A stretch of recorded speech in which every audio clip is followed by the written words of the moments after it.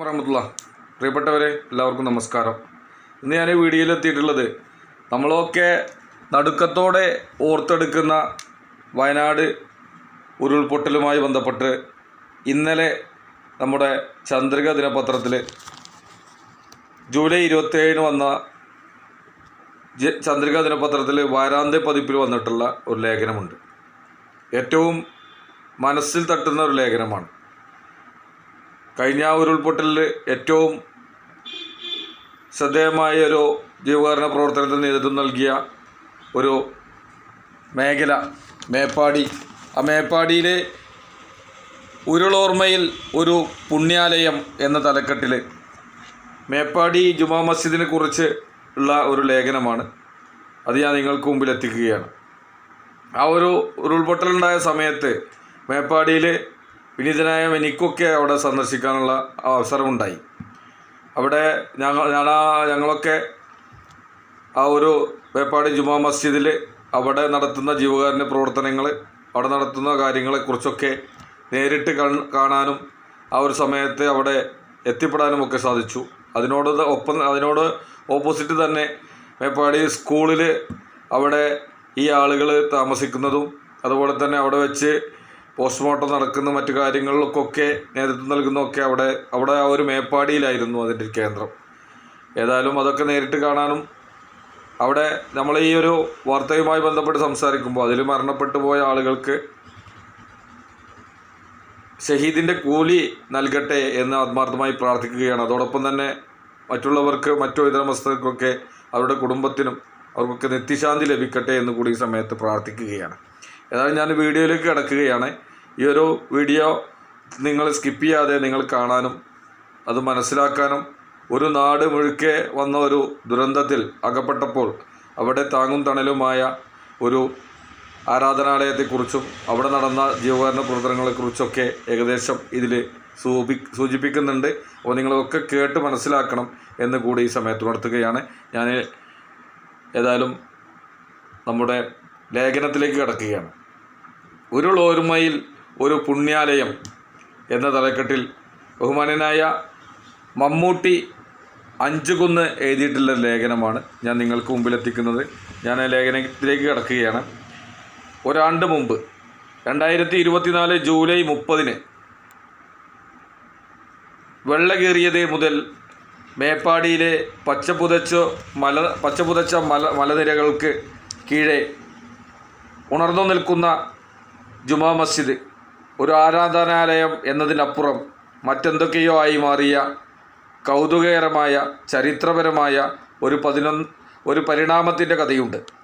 മലയാളക്കര ഒരിക്കലും മറക്കാനിടമില്ലാത്ത ആ ദിനത്തിൽ ഒരാണ്ട് തികയുമ്പോൾ ആ പള്ളിയും പരിസരവും എങ്ങനെയാണ് ചരിത്രത്തിലേക്ക് നടന്നു കയറിയത് എന്നത് ഓർമ്മച്ചപ്പുകൾ തുറന്ന് അയവിറക്കുകയാണ്. അതിനോടനുബന്ധിച്ച്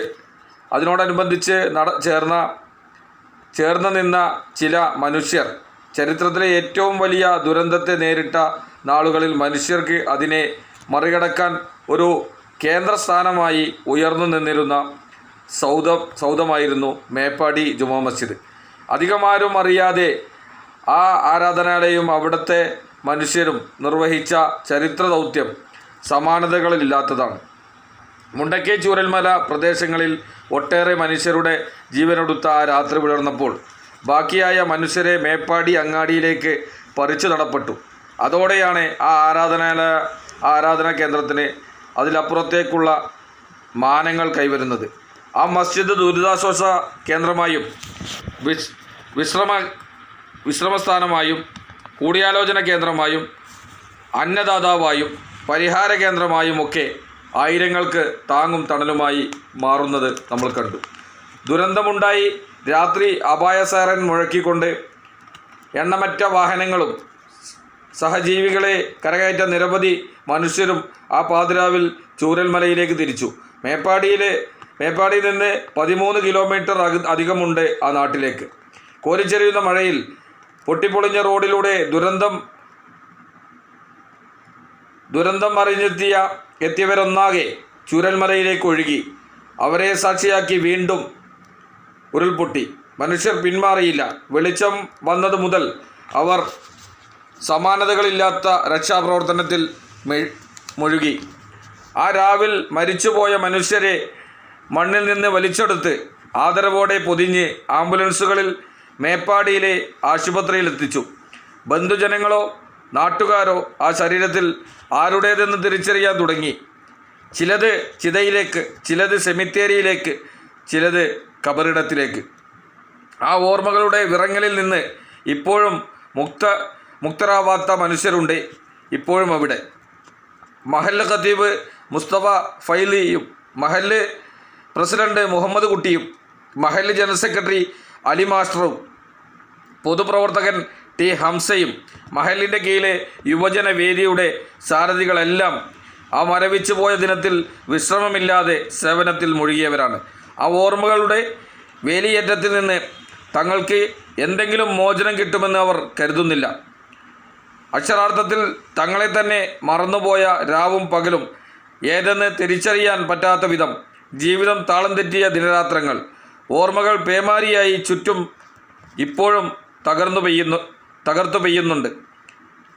ഇവരുടെയെല്ലാം മനസ്സുകളിൽ മോർച്ചറിയിൽ നിന്ന് തിരിച്ചറിഞ്ഞ ഒരു മൃതശരീരം പള്ളിയിലേക്ക് കബറടക്കത്തിനായി എത്തുന്നത് രാവിലെ 11 മണിക്ക് ശേഷമാണ്. രാവിലെ മുതൽ തന്നെ കത്തിയും കൈക്കോട്ടും പിക്കാസും കോട്ടുകളുമൊക്കെയായി ജില്ലയിലെ വിവിധ ഭാഗങ്ങളിൽ നിന്ന് മനുഷ്യർ മേപ്പാടിയിലേക്ക് എത്തി തുടങ്ങിയിരുന്നു. വലതുഭാഗത്തെ ഉയർന്നു നിൽക്കുന്ന ഖബർസ്ഥാനിലേക്ക് ഏതൊക്കെയോ നാടുകളിൽ നിന്നുള്ള മനുഷ്യർ കൂട്ടമായി കയറി ഖബറുകൾ ഓരോന്നോരോന്നായി ഒരുക്കി തുടങ്ങി. എത്ര പേർക്ക് ഇവിടെ ഖബർ വേണമെന്നറിയില്ല. മരണത്തിൻ്റെ കണക്ക് കൂടിക്കൊണ്ടിരിക്കുകയായിരുന്ന വാർത്തകൾക്ക് മുമ്പിൽ അവരുടെ കൈയും ദേഹവും ചലിച്ചുകൊണ്ടിരുന്നു. എണ്ണമറിയാത്ത അവർ ഖബറുകൾ തയ്യാറാക്കിക്കൊണ്ടേയിരുന്നു. ആ മനുഷ്യരിൽ വയനാട്ടിലെ വ്യത്യസ്ത നാടുകളിൽ നിന്ന് വന്നവരുണ്ട്. ആവശ്യമായ സാമഗ്രികൾ എല്ലാം കരുതിക്കൊണ്ട് ചുരം കയറി വന്നവരുണ്ട്. വ്യത്യസ്ത ആദർശക്കാരുണ്ട്. മതസംഘടനാ പ്രവർത്തകരുണ്ട്. യൂത്ത് ലീഗ്, വൈറ്റ് ഗാർഡ് ഉണ്ട്, SKSF വിക്കായ, SYS സാന്ത്വനം, STPI വളണ്ടിയർ വിങ്, KNM പ്രവർത്തകർ, യൂണിറ്റി വളണ്ടിയർമാർ, ടീം ഫ്രീടേൺ തുടങ്ങിയ സന്നദ്ധ സംഘങ്ങളുണ്ട്. ഓരോ നാട്ടിലെയും വ്യത്യസ്ത കൂട്ടായ്മകളുടെ വളണ്ടിയർമാരുണ്ട്. വയനാട്ടിലെ അനേകം മഹല്ലുകളിലെ സന്നദ്ധ സേവകരായ യുവാക്കളുണ്ട്. ഇങ്ങനെ 100 കണക്കിന് മനുഷ്യർ ടാർപ്പായ വലിച്ചുകെട്ടി ഖബറുകൾ ഒരുക്കിക്കൊണ്ടിരിക്കുന്നു. ആളുകൾ പള്ളിയിലേക്ക് ഒഴുകി തുടങ്ങിയപ്പോൾ പള്ളിമുറ്റത്ത് വലിയ പന്തലുമൊരുങ്ങി. ആദ്യമായി തിരിച്ചറിഞ്ഞ മയ്യത്ത് ആംബുലൻസിൽ പള്ളിയിലെത്തി. കുളിപ്പിക്കാനും കഫൻ ചെയ്യാനും പള്ളിയുടെ പുറകിൽ സൗകര്യം ഏർപ്പാടാക്കി. അധികം ആലോചനകളില്ലാതെ എല്ലാം പെട്ടെന്ന് നടപ്പാക്കിക്കൊണ്ടേയിരുന്നു. കഫൻ പുടവകൾ വേണം. മൂട്ടുപലക കുറച്ചൊന്നുമല്ല വേണ്ടത്. എത്രയോ മനുഷ്യരെ കബറടക്കാനുള്ളതാണ്. എത്രയൊക്കെ വേണമെന്ന് ഒരു രൂപവുമില്ല. പള്ളിയുടെ മുന്നിലൂടെ സൈറൻ മുഴക്കി ആംബുലൻസുകൾ ആശുപത്രിയിലേക്ക് ഓടിക്കൊണ്ടേയിരുന്നു. മയ്യത്തുകൾ തന്നെയാണ് അതിൽ അധികവും. ആശുപത്രിയിൽ ബന്ധപ്പെട്ടവർ തിരിച്ചറിയുക, സംസ്കാരത്തിനായി കൊണ്ടുവരിക, അതേ ഇനി ബാക്കിയുള്ളൂ. ആദ്യപടി എന്നോണം 12,000 രൂപയ്ക്ക് കഫൻ പുടവകൾ പള്ളിയിലേക്ക് വാങ്ങി വെച്ചു. സോമില്ലുകളുടെ കൂട്ടായ്മയായി ബന്ധപ്പെട്ട ഒരു അമുസ്ലിം സുഹൃത്ത് പള്ളിയിലേക്ക് വന്നു. എത്ര മൂട്ടുപലക വേണം? ഞാൻ എത്തിച്ചു തരാം. ആ മനുഷ്യരും സുഹൃത്തുക്കളും വിവിധ മില്ലുകളിൽ നിന്ന് ശേഖരിച്ച് പലകകൾ എത്തിച്ചു. പിന്നീട് ഒട്ടേറെ മഹല്ലുകളിൽ നിന്ന് മനുഷ്യരും മൂട്ടുപലകകളും കഫൻ പുടകളുമായി വന്നു തുടങ്ങി. മഴ കനത്തതുകൊണ്ട് കുഴിയുടെ അടിഭാഗം ഇടിയുന്നെന്ന് കണ്ടപ്പോൾ എവിടെയെന്നൊക്കെ ഹോളോ ബ്രിക്സ് കല്ലുകളുമായി ആളുകളെത്തി. ഇതൊക്കെ ആരാണ്, എവിടുന്നാണ് എന്നൊന്നും ഇപ്പോഴും അറിയില്ല എന്ന് അത്ഭുതത്തോടെ ഓർക്കുകയാണ് പള്ളി സാരഥികൾ. ആദ്യമായി വന്ന് നമസ്കരിച്ചപ്പോൾ അത് എണ്ണമറ്റ ജനാസകളുടെ തുടക്കം മാത്രമാണെന്ന് ഒരിക്കലും ഖത്തീബ് മുസ്തഫ ഫൈലി കരുതിയിരുന്നില്ല. പിന്നെ വിശ്രമമുണ്ടായിട്ടേയില്ല. 10-20 മിനിറ്റ് കൂടുമ്പോൾ അടുത്ത മയ്യത്ത് മിഹ്റാബിന് മുമ്പിൽ അവരുടെ ബന്ധുക്കളും പള്ളിയിലേക്ക് ഒഴുകിയെത്തിയ മനുഷ്യരും ചേർന്ന് നമസ്കരിക്കും. നമസ്കാരം കഴിഞ്ഞ നേട്ടം ഉണ്ടായിട്ടേയില്ല. നമസ്കാരം കഴിഞ്ഞ സമയം ഉണ്ടായിട്ടേയില്ല. ജീവിതകാലം മുഴുവൻ മറക്കാൻ പറ്റാത്ത ആ ദിനങ്ങളുടെ ഓർമ്മപ്പടർപ്പുകൾ എന്നും തന്നെ പൊതിഞ്ഞിരിക്കുമെന്ന് അദ്ദേഹത്തിന് ഉറപ്പ്. കുളിപ്പിക്കലും കഫൻ ചെയ്യലും നിസ്കാരവും കബറടക്കവും യന്ത്രം കണക്കെ മനുഷ്യർ തുടർന്നുകൊണ്ടേയിരുന്നു. മയ്യത്തുകളുടെ എണ്ണം പെരുകിക്കൊണ്ടേയിരുന്നപ്പോൾ സമീപ മഹല്ലുകളായ ചമ്പോത്തറ, കാപ്പംകൊല്ലി, അരപ്പറ്റ, റിപ്പൺ, നെല്ലിമുണ്ട എന്നിവിടങ്ങളിലെല്ലാം ഖബർ കുഴിച്ചു വെക്കാൻ മേപ്പാടി മഹല്ല് അഭ്യർത്ഥിച്ചു. അവിടങ്ങളിൽ ബന്ധുക്കൾ ഉള്ളവർ പല മൃതശരീരങ്ങളും ആ ഇടങ്ങളിലേക്ക് കൊണ്ടുപോയി. മഴയും ഭീതിയും കനത്തുകൊണ്ടേയിരിക്കുന്ന ആ പകൽ അസ്തമിക്കുമ്പോൾ ആ മനുഷ്യരത്രയും ഒരു പകലോളം ഒന്നും കഴിച്ചിരുന്നില്ല. ആരും ഓർത്തത് പോലുമില്ല. രക്ഷാപ്രവർത്തനത്തിന് പോയ മനുഷ്യർ പകലിരുട്ടിയപ്പോൾ മേപ്പാടിക്ക് മടങ്ങി. ഏതൊക്കെയോ നാടുകളിൽ നിന്ന് വന്നവരാണ്. വരവിനെ പറ്റിയല്ലാതെ മടക്കത്തെപ്പറ്റി അവർ ആലോചിച്ചിരുന്നില്ല. നാളെയും ആ മണ്ണിലേക്ക് സേവനത്തിന് പോവണം. ഇന്ന് ഇവിടെ തങ്ങും. അതിനുള്ള ഉത്തരവ് മേപ്പാടി ജുമാ മസ്ജിദ് ആയിരുന്നു. മണ്ണും ചെളിയും നിറഞ്ഞ ദേഹം പള്ളി പരിസരത്തു നിന്ന് കഴുകി വൃത്തിയാക്കി അവർ പള്ളിയിലേക്ക് കയറി. അവരിൽ ഹിന്ദുവും മുസൽമാനും ക്രിസ്ത്യാനിയും എല്ലാം ഉണ്ടായിരുന്നു. വയനാട്ടുകാരും ചുരത്തിന് കീഴെയുള്ളവരും ഉണ്ടായിരുന്നു. വിവിധ ആദർശക്കാരും വ്യത്യസ്ത കൂട്ടായ്മകളുടെ വളണ്ടിയർമാരും ഉണ്ടായിരുന്നു. അവരെല്ലാം പിറ്റേ നേരത്തെ പ്രഭാതത്തിൽ സേവനം ലാക്കാക്കി അന്ന് ആ പള്ളിയുടെ റൂമുകളിൽ പള്ളിയുടെ മുകൾ തട്ടിൽ അന്തിയുറങ്ങി. പിറ്റേന്നുമെല്ലാം അതവർ ആവർത്തിച്ചു. പോലീസുകാർക്കും രക്ഷാപ്രവർത്തനത്തിനെത്തിയ അർദ്ധസൈനിക വിഭാഗങ്ങൾക്കും ക്യാമ്പ് ചെയ്യാനും താമസിക്കാനും പള്ളിയോട് ചേർന്ന് മദ്രസ സൗകര്യപ്പെട്ടു. അവിടേക്ക് വന്ന മനുഷ്യർക്കൊക്കെ എന്ത് വേണമെന്ന് ചോദിച്ചും കണ്ടറിഞ്ഞും ആ മഹല്ല് പ്രവർത്തിച്ചു തുടങ്ങി. ആദ്യത്തെ അങ്കലാപ്പും അനിശ്ചിതത്വവും മാറി. പിറ്റേന്ന് മുതൽ അതിനൊന്നു താളം കൈവന്നു. മഹല്ലിലെ യുവജനങ്ങളുടെ കൂട്ടായ്മയായിരുന്നു എല്ലാ കാര്യങ്ങളും ക്രമീകരിച്ചത്. അതോടെ ആ മസ്ജിദ് ശരിക്കും ഒരു മർക്കസ് ആയി മാറി, ഒരു ദുരിതാശ്വാസ കേന്ദ്രം. വിവിധ നാടുകളിൽ നിന്ന് വ്യത്യസ്ത ജാതി മതക്കാർ അവിടേക്ക് ഒഴുകി. മേപ്പാടിയിൽ എത്തുന്നവർ ആദ്യം ആ പള്ളിയിലേക്കായിരുന്നു വന്നത്. അവിടെ ഒന്ന് ചുറ്റിത്തിരിഞ്ഞാൽ ആ ദുരന്തത്തിൻ്റെ ആഴം അവർക്ക് മനസ്സിലാകും. പിറ്റേ ദിവസവും രാവിലെ മുതൽ തന്നെ ആംബുലൻസുകളും മയ്യത്തുകളും വന്നുകൊണ്ടേയിരുന്നു. അന്ന് പള്ളിയിലേക്ക് വരുന്നവർക്കെല്ലാം ചായയും പലഹാരങ്ങളും മുന്നിൽ നിന്നു. പള്ളിയുടെ ഒരു വശത്ത് വലിയ അടുപ്പ് കൂട്ടി വലിയ പാത്രങ്ങളിൽ ചായ നിറഞ്ഞും ഒഴിഞ്ഞും നിന്നു. ആളുകളുടെ ഒഴുക്ക് കൂടി. രാവേറുവോളം ഏത് സമയവും എത്ര പേർക്ക് വേണമെങ്കിലും ഭക്ഷണവും പള്ളിയിൽ സജ്ജമായി. സേവനം ചെയ്യുന്ന മനുഷ്യർക്കെല്ലാം ആശ്വാസമായി. മേപ്പാടി അങ്ങാടിയിൽ വ്യത്യസ്ത ഇടങ്ങളിൽ ദുരിതമുഖത്ത് സേവനത്തിൽ ഏർപ്പെട്ടവർ എല്ലാം ആദ്യ ദിനത്തിൽ ഭക്ഷണത്തിനും വിശ്രമത്തിനും മസ്ജിദ് ലക്ഷ്യമാക്കി വന്നുകൊണ്ടേയിരുന്നു. അപ്പോഴും രാവും പകലുമെന്നോണം ഖബർ കുഴിക്കൽ തുടരുകയായിരുന്നു. കൊടുവള്ളി ഭാഗത്തുനിന്ന് വന്ന ഖമറുസ്സലാം എന്ന ചെറുപ്പക്കാരനെ അവർക്കൊക്കെ ഇപ്പോഴും ഓർമ്മയുണ്ട്. അന്ന് ഓരോ ദിവസവും 10 പേരെ കൂടി ആ യുവാവ് ഖബർ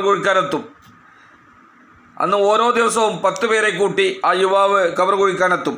അവർ മടങ്ങിയാൽ പിറ്റേന്ന് വേറെ 10 പേർ. അങ്ങനെ ദിവസങ്ങളോളം ആ യുവാവും കൂട്ടരും മേപ്പാടി പള്ളിയിൽ തങ്ങി. അങ്ങനെ എത്രയോ മനുഷ്യരുടെ സേവനവും സാന്നിധ്യവും കൊണ്ട് മനുഷ്യസ്നേഹത്തിൻ്റെ ഉദാത്തമായ സന്നദ്ധത കൊണ്ട് ആ പള്ളിയും പരിസരവും അനുഗ്രഹീതമാക്കപ്പെട്ടു. അത് ആ ദുരന്തത്തിൻ്റെ ഭീകരതയുടെ മേൽ സമാശ്വാസത്തിൻ്റെ ഒരു പെയ്ത്തായി മാറി. ഓഗസ്റ്റ് 2 രാത്രി 12 മണി കഴിഞ്ഞ നേരം ആ ദിവസം കൊണ്ടുവന്ന മയ്യത്തുകൾ വൃത്തിയാക്കി കുളിപ്പിച്ച് കഫൻ ചെയ്ത ശേഷം ഒന്ന് കുളിച്ച് വൃത്തിയായി ഭക്ഷണം കഴിക്കുകയായിരുന്നു സ്ത്രീ വളണ്ടിയർമാർ. ആ വൈകിയ നേരത്തും ഏതോ സ്ത്രീയുടെ മയ്യത്ത് തിരിച്ചറിഞ്ഞ കുടുംബം അന്ന് തന്നെ കുളിപ്പിച്ച് കഫൻ ചെയ്ത് മറവ് ചെയ്യണമെന്ന് ആഗ്രഹിച്ചു. അവർ ആശുപത്രിയിൽ നിന്ന് നേരെ വന്നത് പള്ളിയിലേക്കായിരുന്നു. അപ്പോഴും മഹല്ല് ജനറൽ സെക്രട്ടറി അലി മാസ്റ്റർ പള്ളിയിലുണ്ടായിരുന്നു. കുളിച്ച ശേഷം മാറി ഭക്ഷണം കഴിക്കുന്ന സന്നദ്ധ സേവകരായ ആ സ്ത്രീകളോട് ആ സമയത്ത് ആ മയ്യത്ത് കൂടി ഒന്ന് കുളിപ്പിച്ച് കൊടുക്കുമോ എന്ന് ചോദിക്കാൻ കുളിച്ചു വേഷം മാറി ഭക്ഷണം കഴിക്കുന്ന സന്നദ്ധ സേവകരായ ആ സ്ത്രീകളോട് ആ സമയത്ത് ആ മയ്യത്ത് കൂടി ഒന്ന് കുളിപ്പിച്ച് കൊടുക്കുമോ എന്ന് ചോദിക്കാൻ അലിമാഷിന് മടിയുണ്ടായില്ല.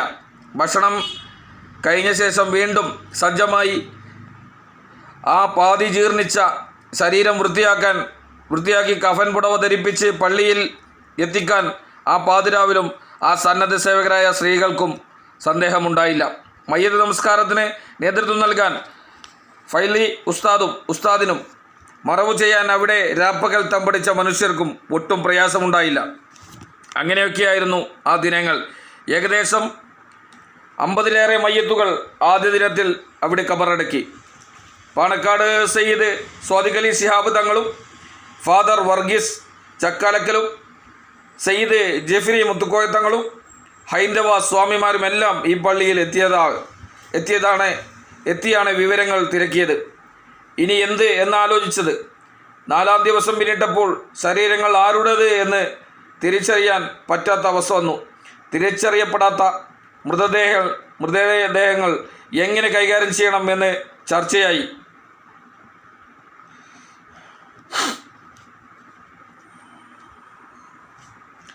ജില്ലയുടെ വ്യത്യസ്ത ഭാഗങ്ങളിലെ പൊതു ശ്മശാനങ്ങളിൽ കൊണ്ടുപോയി സംസ്കരിക്കാൻ ജില്ലാ ഭരണകൂടം തീരുമാനമെടുത്തു. ഇതിനുള്ള നീക്കങ്ങൾ ആരംഭിച്ചു. തങ്ങളുടെ പ്രിയപ്പെട്ടവർ എവിടെയൊക്കെയോ മണ്ണിൽ ഒതുങ്ങുന്നതിൽ ദുരന്തം ഏറ്റുവാങ്ങി ശേഷിച്ച മനുഷ്യർക്ക് പ്രയാസമുണ്ടായി. അപ്പോഴും ആ മസ്ജിദ് പരിഹാരമായി എത്തി. ജാതിമത ഭേദമന്യേ തങ്ങളുടെ ഖബർസ്ഥാനിൽ മനുഷ്യരെ അടക്കം ചെയ്തു കൊള്ളാൻ മേപ്പാടി മഹല്ല് തയ്യാറായിരുന്നു. അത് അധികൃതരെ അറിയിക്കുകയും ചെയ്തു. പള്ളിയിൽ വെച്ചു തന്നെയാണ് ഒരു പരിഹാരം എന്നതിനുള്ള ചർച്ച നടന്നതും. മഹല്ലിൻ്റെയും പഞ്ചായത്തിൻ്റെയും മുസ്ലിം ലീഗിൻ്റെയും വയനാട് മുസ്ലിം യതീഖാനയുടെയും എല്ലാം നേതാക്കൾ പള്ളിക്കകത്ത് ഇരുന്നു സംസാരിച്ചപ്പോഴാണ് മേപ്പാടി പഞ്ചായത്തിൽ തന്നെ ഒരു പൊതുശ്മശാനം എന്ന ആശയത്തിലേക്ക് എത്തുന്നത്. കെ അഹമ്മദ് ഹാജിയും ടി മുഹമ്മദും സി മമ്മൂട്ടിയും പെട്ടെന്ന് തന്നെ അതിനുള്ള നീക്കങ്ങൾ നടത്തി. അധികൃതരുമായി ബന്ധപ്പെട്ട് തങ്ങളുടെ ആശയം മുന്നോട്ട് വെച്ചു. പിറ്റേന്ന് തന്നെ അവരുടെ നേതൃത്വത്തിൽ ഹാരിസൺസ് മലയാളം മീഡിയയുമായി ടി ഹംസയും പഞ്ചായത്ത് അംഗങ്ങളായ നാസറും രാജു ഹൈജമാഡിയും ചർച്ച നടത്തി. പുത്തുമലയിലുള്ള അവരുടെ ഭൂമി വിട്ടു നൽകാൻ കമ്പനി സന്നദ്ധരായി. 1 ഏക്കറിൽ അധികം ഭൂമി പൊതുശ്മശാനത്തിനായി അവർ നൽകിയതോടെ ഗവൺമെൻറ് തലത്തിൽ പെട്ടെന്ന് തന്നെ അതിൻ്റെ അനുമതി നേടിയെടുത്തു. മേപ്പാടിയിൽ നിന്ന് 12 കിലോമീറ്റർ അകലെ പുത്തുമലയിലേക്ക് മൃതശരീരങ്ങളും ശരീരഭാഗങ്ങളും വഹിച്ച് ആംബുലൻസുകൾ യാത്രയായി. വൈറ്റ് ഗാർഡിൻ്റെ ഉൾപ്പെടെയുള്ള സന്നദ്ധ സേവകർ ഖബറുകൾ ഒരുക്കിക്കൊണ്ടിരുന്നു. 5 മണിയോടെ ആരംഭിച്ച സംസ്കാര ചടങ്ങുകൾ അന്ന് പാതിരാ വരെ നീണ്ടു. 100 കണക്കിന് മനുഷ്യരുടെ മൃതദേഹങ്ങൾ. അതിലെ ബഹുഭൂരിഭാഗവും അപൂർണമായിരുന്നു. ആരുടേതെന്നോ എന്തെന്നോ അറിയില്ല. അവ ആദരവോടെ വെള്ളത്തുണിയിൽ പൊതിഞ്ഞ് കറുത്ത കവറിൽ വരിഞ്ഞുകൊണ്ട് മുന്നിൽ വെച്ചു. വ്യത്യസ്ത മതങ്ങളുടെ പ്രാർത്ഥനകൾ, ആംബുലൻസുകൾ ഘോഷയാത്ര പോലെ പുത്തുമലയിലേക്ക് ഒഴുകിയ ആ പാതിരാവിൽ മേപ്പാടി മഹല്ലിലെ സാരഥികളെല്ലാം പാതിര കഴിഞ്ഞാണ് മടങ്ങിയത്. അന്ന് മേപ്പാടി പള്ളിയിൽ ഒന്നിച്ച് കുഴിച്ചു വച്ചിരുന്ന 3 ഖബറുകളിൽ ഒരു അടി ഖബറിൽ മാത്രം തിരിച്ചറിഞ്ഞ ഒരാളെ മറവ് ചെയ്തു. 2 മയ്യത്ത് കൂടി വന്നിട്ട് മൂടാൻ കാത്തു നിന്നിരുന്നു. ഇനി ഒരു ശരീരവും തിരിച്ചറിയപ്പെടാൻ സാധ്യതയില്ലെന്ന് ഉറപ്പിച്ചപ്പോൾ ആ പാതിരാവിൽ ആ ഖബറുകൾ മൂടിയ ഖമറുസ്സലാമിനെ ഓർക്കുമ്പോൾ അലിമാഷിൻ്റെ കണ്ണുകളിൽ കൃതജ്ഞത തുളുമ്പുന്നുണ്ടായിരുന്നു. ആ നാളുകളിൽ അവിടെയുണ്ടായിരുന്ന മനുഷ്യർക്ക് ഇന്നും ആ പള്ളിയിൽ കയറുമ്പോൾ ഓർമ്മയുടെ ക്യാൻവാസിൽ അന്നത്തെ നിറങ്ങൾ തെളിയും. ആ ഗന്ധം ഉള്ളിലേക്കെത്തും. മരണത്തിൻ്റെ തണുപ്പും ഭീതിയുടെ ഇരുളും ഒപ്പം മനുഷ്യ സ്നേഹത്തിൻ്റെ തൂവെള്ളയും ഉള്ളിൽ നിറയും. പച്ചയും ചുവപ്പും നീലയും മഞ്ഞയും അണിഞ്ഞ വളണ്ടിയർമാരുടെ മുന്നിലൂടെ മാർച്ചു ചെയ്യും. ഇന്ന് ആ പള്ളി മൂലയിൽ കിടക്കുന്ന 2 മയ്യത്ത് കട്ടിലുകളുടെ പിടികൾക്ക് പറയാനുള്ള അന്നത്തെ കഥകൾ അവർക്ക് കേൾക്കാനാവും. ആ പള്ളിയിൽ മുഴങ്ങുന്ന ബാങ്കുലിയിൽ പോലും ഇനിയും എത്രയോ കാലം ആ ഓർമ്മകളുടെ വിന്യാസം ചില മനുഷ്യരെങ്കിലും തിരിച്ചറിയും. ചരിത്രത്തിലെ ഏറ്റവും വലിയ ദുരന്തത്തെ നേരിട്ട നാളുകളിൽ മനുഷ്യർക്ക് അതിനെ മറികടക്കാൻ ഒരു കേന്ദ്രസ്ഥാനമായി ഉയർന്നു വന്നിരുന്ന സൗധമായിരുന്നു മേപ്പാടി ജുമാ മസ്ജിദ്.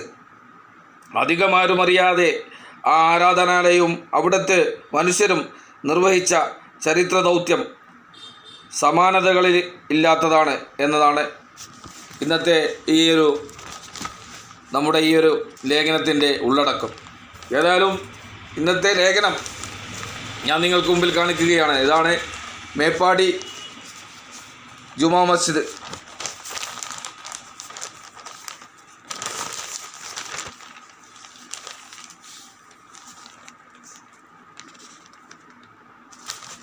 ഞാൻ ഈ വീഡിയോയിൽ ഈ ഒരു ലേഖനം നമ്മൾ മനസ്സിൽ തട്ടുക, അതല്ലെങ്കിൽ മനസ്സിനെ അതിലേക്ക് മനസ്സിൽ തട്ടുന്ന ഒരു രീതിയിലേക്ക് പോയപ്പോൾ വളരെ നേരിട്ട് കണ്ട ഒരു അനുഭവം കൂടി ആയതുകൊണ്ട് ഈ ഒരു ഉരുൾപൊട്ടലിൽ ആ ഒരു സമയത്ത് മേപ്പാടി ജുമാ മസ്ജിദിൽ ഈ മയ്യത്തുകളൊക്കെ വരുന്ന സമയത്ത്, അതുപോലെ തന്നെ അതിൻ്റെ കുറച്ച് മുമ്പിലുള്ള സ്കൂള്, അതിൻ്റെ അപ്പുറത്തുള്ള ഹോസ്പിറ്റൽ എല്ലാം സന്ദർശിക്കാനുള്ള ഒരു അവസരം ആ സമയത്ത് എനിക്കും എൻ്റെ കൂടെയുള്ള കുറച്ച് ആളുകൾക്കും അവസരം കിട്ടി. സ്കൂളും അതുപോലെ തന്നെ ഹോസ്പിറ്റലും ഒക്കെ സന്ദർശിക്കാനുള്ള അവസരം നമുക്ക് ലഭിച്ചു. അവിടെ യാതനകളും വേദനകളും അനുഭവിച്ച് വലിയ ഒരു വിങ്ങലോടെ ആളുകൾ അവരുടെ കുടുംബാംഗങ്ങളൊക്കെ നിൽക്കുന്നത് കണ്ടപ്പോൾ നമ്മളെ ഉള്ളിൽ തട്ടുന്ന വേദനയും മറ്റു വിഷമവും ഒക്കെ ഉണ്ടായി. അതൊന്നും ആർക്കും പറഞ്ഞു തരേണ്ട ആവശ്യമില്ല ആ ഒരു സമയത്ത്.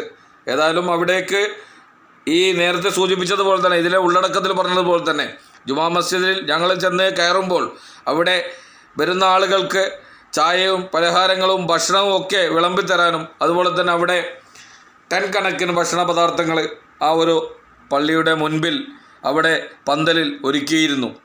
ചായയും മറ്റു പലഹാരങ്ങളും എന്ന് വേണ്ട എല്ലാ ഭക്ഷണങ്ങളും ഓരോരുത്തരായി ഭക്ഷണങ്ങൾ ഓരോ ചെമ്പുകളിലാക്കി കൊണ്ടുവന്ന് വെക്കുന്നു. അതുപോലെ തന്നെ ഇത് സൂചിപ്പിച്ചതുപോലെ തന്നെ മയ്യത്ത് മറമാടാനുള്ള മരങ്ങൾ, അതിൻ്റെ മയ്യത്തിന് മുകളിൽ വെക്കുന്ന മരങ്ങൾ, വെച്ച് മൂടുന്നതിന് മുമ്പ് വെക്കുന്ന മരങ്ങൾ എന്ന് വേണ്ട എല്ലാ കാര്യങ്ങളും അവിടെ ഓരോരുത്തരായിട്ട് വണ്ടിയിൽ കൊണ്ടുവന്ന് തള്ളുന്നു. നേരത്തെ സൂചിപ്പിച്ചതുപോലെ തന്നെ മറ്റു ഇതര മതസ്ഥരായ ആളുകൾ അവിടെ ജാതിയോ മതമോ നോക്കാതെ ഹിന്ദുവും മുസൽമാനും ക്രൈസ്തവനും തോളോട് തോൾ ചേർന്ന് നടത്തുന്ന ഒരു ജീവകാരുണ്യ പ്രവർത്തനം ആ ഒരു സമയത്ത് നേരിട്ട് ആ ഒരു സംഭവം, ആ ഒരു വിഷയം വീക്ഷിക്കാൻ കൂടി കഴിഞ്ഞ ഒരു വ്യക്തി എന്നുള്ള നിലയ്ക്ക് എനിക്ക്